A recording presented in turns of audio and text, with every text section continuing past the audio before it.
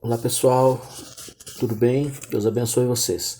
Vamos continuar então nossa meditação no Evangelho de Marcos, ok? Estamos chegando na metade do livro já, finalizando o capítulo 6, no versículo 45 até o 56, ok? Vamos fazer uma leitura breve nele e daí já vamos explicar. Deus abençoe. Jesus andando sobre o mar. Terminada a refeição, Jesus insistiu em que os discípulos entrassem no barco e fossem para Betsaida, enquanto ele despedia a multidão. Em seguida ele subiu a uma montanha para orar. Vejam só, Jesus insistiu que os discípulos entrassem no barco e fossem para Betsaida. Insistência de Jesus, ok? Ficou tarde da noite, e o barco já estava longe e Jesus ainda estava em terra. Olha só. Ele podia ver a dificuldade dos seus companheiros com os remos, pois o vento estava contra o barco. Por volta das 4 horas da madrugada, Jesus foi em direção a eles, andando sobre o mar. E quando aproximou-se, eles viram e pensaram que fosse um fantasma e gritaram apavorados. E Jesus logo tratou de tranquilizá-los. Calma, sou eu, não tenham medo. Assim que ele entrou no barco, o vento cessou. Eles ficaram perplexos, coçando a cabeça, tentando entender tudo o que havia acontecido. Não haviam entendido nada ainda do que ele fizera na hora da refeição, né? Estavam com o coração endurecido. Concluíram a travessia, ancoraram o barco. Né? Então eles concluíram a travessia, ancoraram o barco em Genezaré e lá o deixaram. E assim que pisou em terra, a notícia se espalhou rapidamente. E o povo correu até onde eles estavam, trazendo doentes em macas. Para onde quer que ele fosse, aldeia, cidade ou rota de comércio, os doentes eram levados até um local público.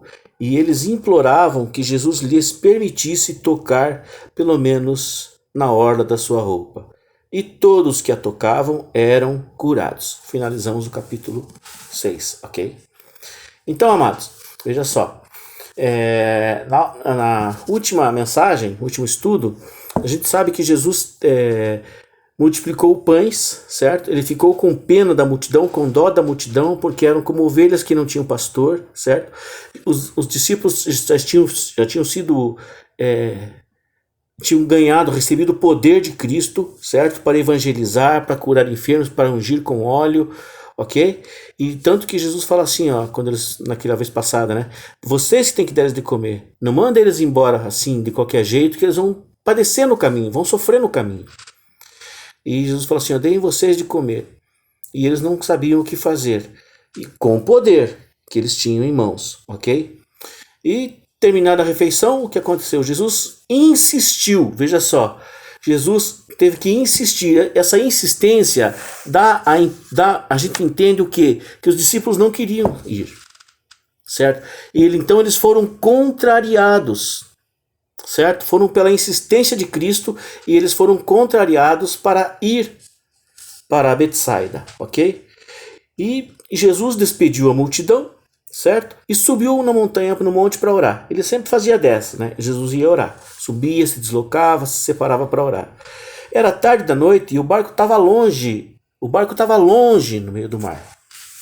Vocês vejam que é a segunda vez que vai acontecer um negócio muito parecido. Jesus tinha acalmado a tempestade quando dormia no barco, quando ia para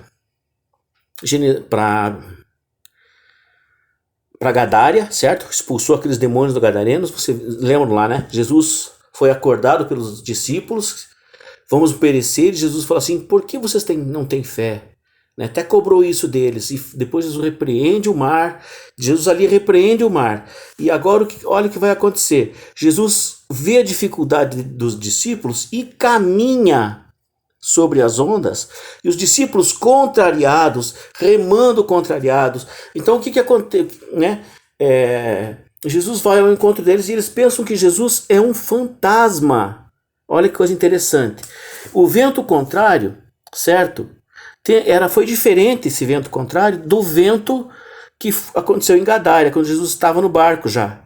Era um perigo de morte ali, ok? Aqui ninguém fala em morte, Falo no pavor, mas ninguém fala em morte. Então você percebe que o vento aqui é um vento natural, ao passo que lá em Gadária era um vento espiritual, impedindo que Jesus fosse expulsar os demônios daquela região, um espírito territorial, ok? E assim que Jesus entra, né, e acalma aquela tempestade, certo? É diferente de Jesus ter sido despertado dentro do barco e repreendido lá em Gadária. Certo? Essas coisas a gente tem que aprender a comparar o que Jesus estava fazendo e o que Jesus tem feito agora, assim, imediatamente nesses capítulos aqui, perfeito? Veja só, o cansaço, o que é o cansaço dos apóstolos, aquela má vontade, digamos assim, né? Estarem contrariados, aquela má vontade, o que causava neles? Causou cansaço, certo? Causou cegueira. O que mais causou aqui? Até anotei aqui. Né? Você veja só, toda contrariedade gera cansaço, o cansaço traz perda da visão. A gente cansa, a gente começa a ficar com a vista embaçada, com a vista turva, o raciocínio, e a gente perde até a fé naquilo em que nós acreditamos. Eles tinham perdido a fé até em Cristo, porque eles quando viram Cristo vindo, quando que você tem Cristo como teu amigo e você pensa numa assombração, que Jesus é uma assombração? Olha que coisa interessante isso aqui. Não é os apóstolos lá, somos nós nesse barco, ok? Nós nesse barco da nossa vida com Jesus, certo? Nós passamos a ver coisas, mesmo depois de tudo esclarecido, veja que Jesus fala assim, calma, sou eu, entra no barco, o barco se acalma, eles ficam naquela dúvida, veja só, eles ficam ali sem entender. E, eles não haviam entendido o que Jesus fizeram na hora da refeição, eles ficaram perplexos, coçando a cabeça nessa versão aqui, né? Tentando entender tudo o que havia acontecido, mas eles estavam mesmo cheios com aquele poder, não sabiam usar o poder e ainda assim eles eram de coração endurecido. O que a gente nos leva a entender aqui, a crer aqui? Que não adianta ter poder e um coração duro, você não vai conseguir agir. Então o que é importante? Importante é amolecer o coração, é quebrantar teu coração, é confessar seus pecados. A dureza de coração vem com a não confissão de pecados, querido. Tá bom? Isso que é muito importante. A gente confessando nossos pecados, a gente nos retratando com os nossos ofensores, com aqueles com quem nós ofendemos, provocamos algum atrito. Olha aqui, isso vai amolecer, vai trazer amadurecimento. O amadurecimento traz... o que o amadurecimento faz com uma fruta? A fruta está verde, ela está dura. Ela vai amadurecendo, ela vai o quê? Ficando macia, ficando doce ao paladar. Veja que coisa interessante, tá ok? Joia? Então, eles concluem a travessia e quando eles chegam no mar, chegam em terra, acontece uma coisa muito interessante, certo? Jesus pisa em terra, eles pisam em terra e o povo imediatamente começa a correr para Jesus. Eles começam a correr para Jesus para quê? Em busca do quê? Da cura.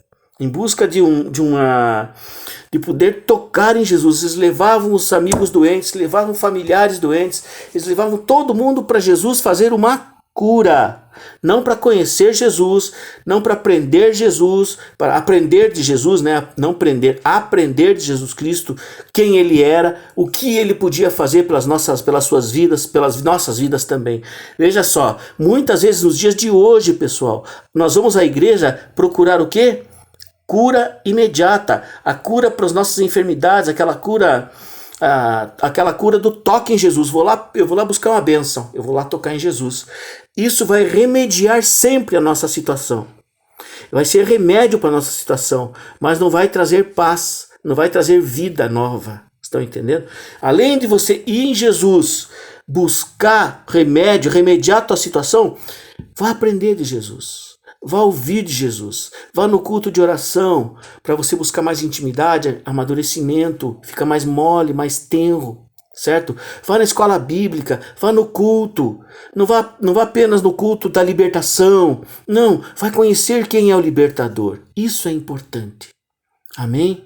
Queridos, esse é o tempo, certo, que nós temos aqui, que nós já concluímos então o capítulo 6 do Evangelho de Marcos. Espero que você tenha apreciado bastante e vamos para frente. Semana que vem vamos partir para o capítulo 7.